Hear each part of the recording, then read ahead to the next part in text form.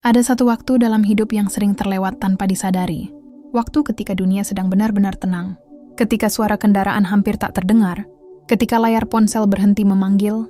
Dan ketika manusia-manusia lain tenggelam dalam tidur yang lelap. Di waktu itulah, tanpa banyak yang tahu, pintu-pintu langit terbuka dengan cara yang berbeda. Mungkin kamu pernah merasakannya. Terbangun di tengah malam tanpa alasan yang jelas. Tidak ada mimpi buruk, tidak ada suara keras, tidak ada notifikasi. Hanya terbangun begitu saja.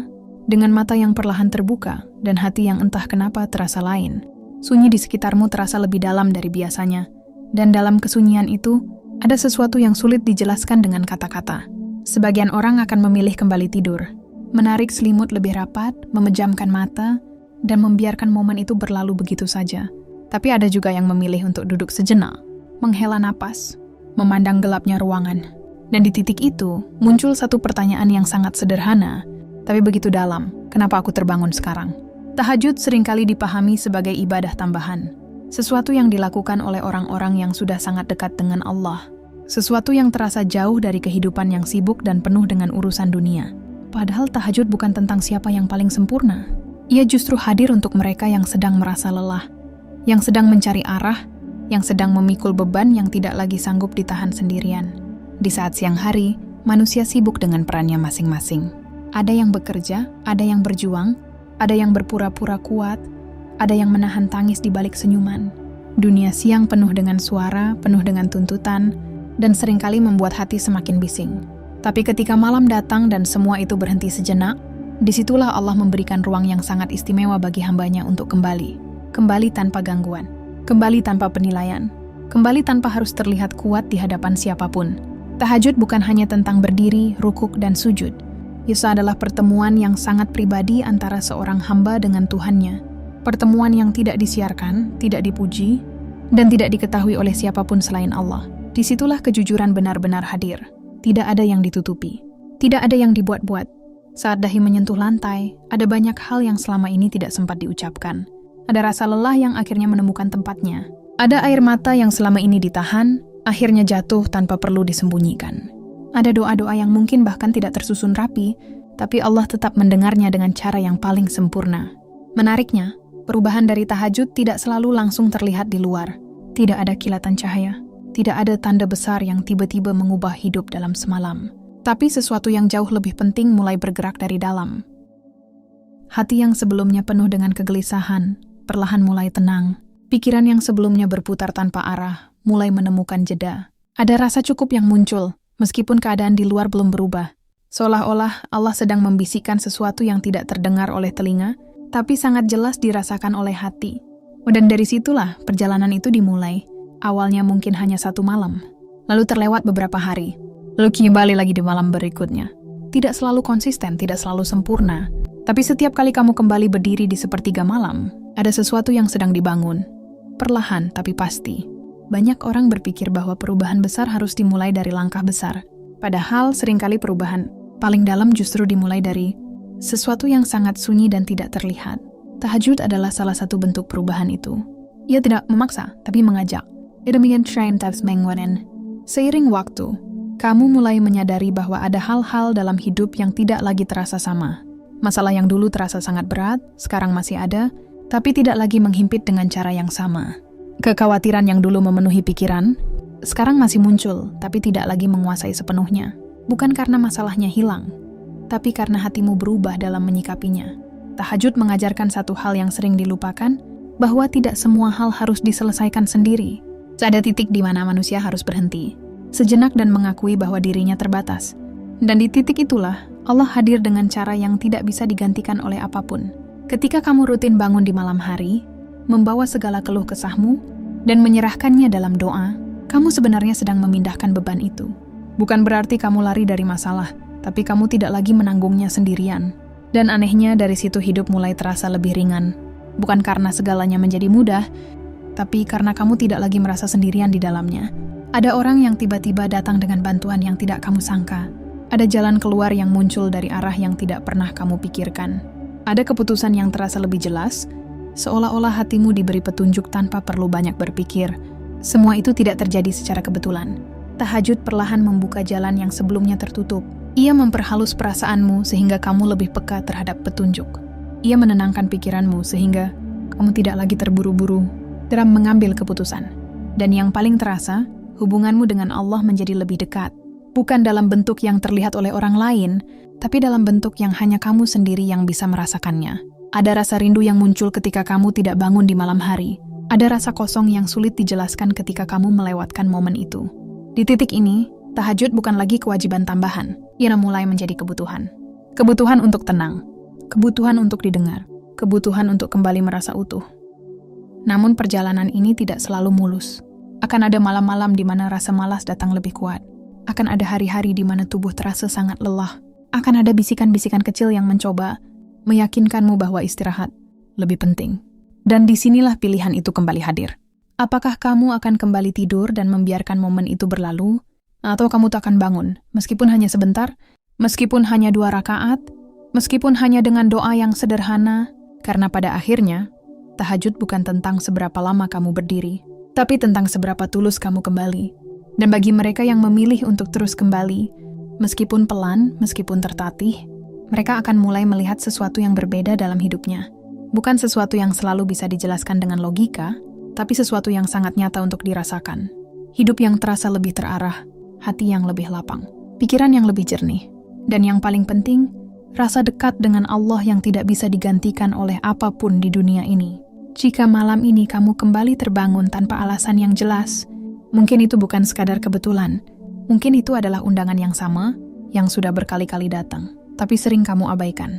Dan jika kali ini kamu memilih untuk bangun, mengambil air wudhu, lalu berdiri dalam sunyi, ingatlah bahwa kamu tidak sedang melakukan sesuatu yang kecil. Kamu sedang mengetuk pintu yang tidak pernah tertutup. Kamu sedang berbicara kepada zat yang tidak pernah lelah mendengar. Dan kamu sedang memulai sesuatu yang bisa mengubah hidupmu dari dalam keluar dengan cara yang paling tenang, tapi paling dalam. Jika hatimu merasa tersentuh, tuliskan 77 di kolom komentar sebagai bentuk niat untuk menyalurkan energi positif. Dalam hidupmu, ada fase dalam perjalanan ini yang tidak semua orang sadari. Fase ketika perubahan mulai terasa, tapi tidak selalu bisa dijelaskan. Bukan sesuatu yang dramatis, bukan sesuatu yang langsung terlihat oleh orang lain. Namun jika kamu jujur pada dirimu sendiri, kamu akan tahu bahwa ada sesuatu yang berbeda. Rutinitas tahajud yang awalnya terasa berat, perlahan menjadi lebih ringan. Bukan karena tubuhmu tidak lagi lelah, tapi karena hatimu mulai terbiasa untuk kembali. Ada dorongan halus yang membuatmu bangun, bahkan sebelum alarm berbunyi. Seolah-olah ada panggilan yang kini mulai kamu kenali, panggilan yang dulu terasa asing, sekarang terasa dekat. Dan di titik ini, perubahan itu mulai merambat ke dalam kehidupan sehari-hari. Kamu mulai menyadari bahwa caramu menghadapi masalah tidak lagi sama. Hal-hal yang dulu langsung memicu emosi, sekarang tidak lagi sekuat itu mengguncangmu. Bukan berarti kamu menjadi tidak peduli, tapi kamu menjadi lebih tenang. Ada jeda antara apa yang terjadi dan bagaimana kamu meresponsnya. Jeda itu adalah hadiah. Karena dalam jeda itulah, kamu tidak lagi bereaksi secara impulsif. Kamu mulai berpikir lebih jernih. Kamu mulai memilih respons yang lebih baik, dan semua itu berawal dari malam-malam sunyi ketika kamu berbicara dengan Allah tanpa gangguan. Tahajud secara perlahan melatih hatimu untuk tidak terburu-buru. Ia mengajarkan bahwa tidak semua hal harus diselesaikan saat itu juga. Ada hal-hal yang cukup diserahkan, cukup didoakan, dan dibiarkan berjalan sesuai dengan kehendak Allah. Di sisi lain, kamu juga mulai melihat perubahan dalam caramu memandang hidup. Dulu mungkin kamu sering merasa tertinggal.